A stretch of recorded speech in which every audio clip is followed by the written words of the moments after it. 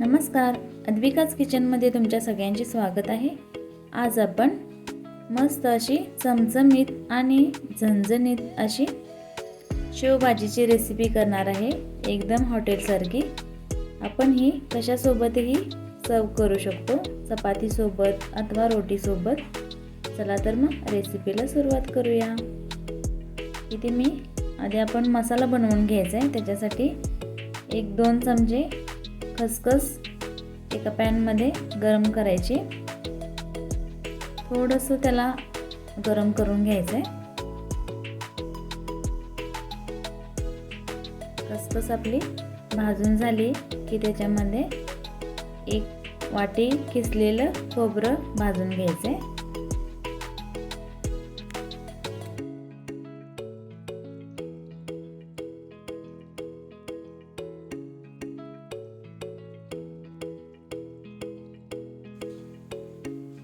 खोबरं आपलं इथं भाजून झालेलं आहे। हे सर्व आपण साईडला ठेवूया। आता आपण पॅन मध्ये 1 चमचा तेल टाकून घेऊ। त्याच्यामध्ये कांदा आपल्याला भाजून घ्यायचे। इथे मी मीडियम साईजचे 3 कांदे घेतले होते, बारीक आता चिरलेले ते। हे आपल्याला त्याच्यामध्ये भाजून घ्यायचे तेलामध्ये। आपला कांदा भाजतोय तोपर्यंत आपण खसखस आणि खोबऱ्याचं वाटण तयार करून घेऊ। याच्यामध्ये पाणी नाही घालायचं, बिना पाण्याचंच आपल्याला हे वाटण सुकं वाटण बनवून घ्यायचं आहे। पाहू शकता अशा पद्धतीने आपलं हे वाटण तयार झालेलं आहे।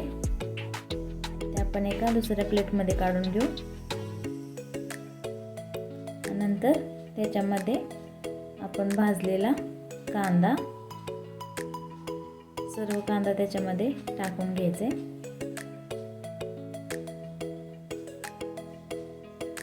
नंतर 9 ते 10 लसणाच्या पाकळ्या, 1 ते 1.5 इंच आलं आणि कोथिंबीरीचे देठ घेतलेले आहेत मी इथं भरपूर असे। त्याने आपल्या वाटणाला छान अशी चव येते।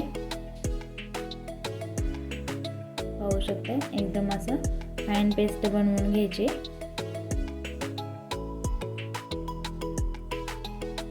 आपलं इथं वाटण सर्व तयार झालेलं आहे। आपण आता शेवभाजीची तयारी करून घेऊ। त्याच्यासाठी कढईमध्ये जास्त आपल्याला तरी भाज करायचं आहे ना, त्याच्यासाठी आपण इथं 3 ते 4 चमचे तेल घेतलेलं आहे। त्याच्यामध्ये सर्व खडे मसाले टाकून घ्यायचे। तमालपत्री, 1 चमचा जिरे, स्टारफूल। 1 मिनिटभर आपल्याला हे सर्व मसाला परतून घ्यायचा आहे।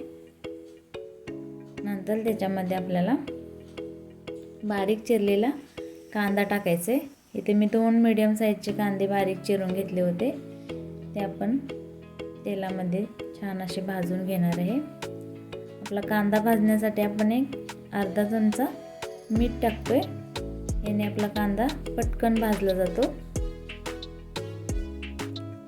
नंतर तयार केलेलं वाटण टाकायचं, ते तेलामध्ये आपल्याला छान असं भाजून घ्यायचे।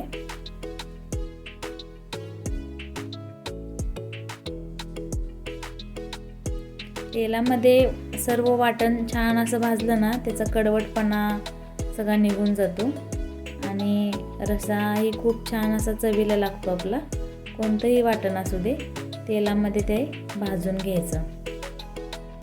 नंतर आपण हे खोबरं आणि खसखस याचं वाटण केलं होतं ते टाकून घेतलेलं आहे। ते तेलामध्ये छान असं तेल सुटेपर्यंत भाजून घेतले। नंतर गरम मसाला टाकले आपण 1 ते 2 चमचे।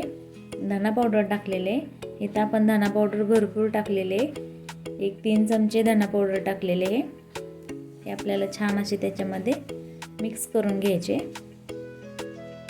नंतर कोल्हापुरी तिखट म्हणजेच कोल्हापुरी चटणी टाकलेली आहे मी 1-2 चमचे। जास्त झणझणीत असं चमचमीत पाहिजे आपल्याला। आणि 1 चमचा मिरची पावडर टाकून घेतलेली आहे। नंतर चवीनुसार मीठ टाकायचं। आपण सुरुवातीला थोडं मीठ टाकले, त्याच्या अंदाजाने आपल्याला मीठ टाकायचे। नंतर सर्व वाटणाला आपल्याला तेल सुटेपर्यंत मस्त असं हलवून घ्यायचं आणि त्याच्यामध्ये आपल्याला हे गरम पाणी टाकून घ्यायचं आहे. तुम्हाला कशी कितपत कन्सिस्टन्सी हवे तसे आपण पाणी त्याच्यामध्ये ॲड करायचं, कारण शेव टाकल्यानंतर अजून थोडं ते घट्ट होतं, त्यामुळे थोडं पातळच शेवभाजीची भाजी बनवायची. पाहू शकताय किती छान अशी तरी आली त्याला. थोडा वेळ आपल्याला हे असंच शिजवून द्यायचंय. आपली शेवभाजीची भाजी तयार झालेली आहे. आता आपण हे सर्व करून घेऊया.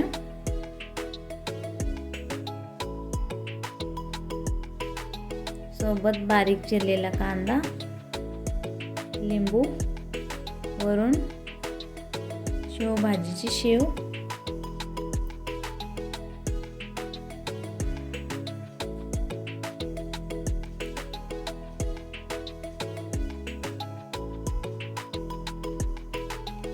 चला तर मग या सगळे खायला.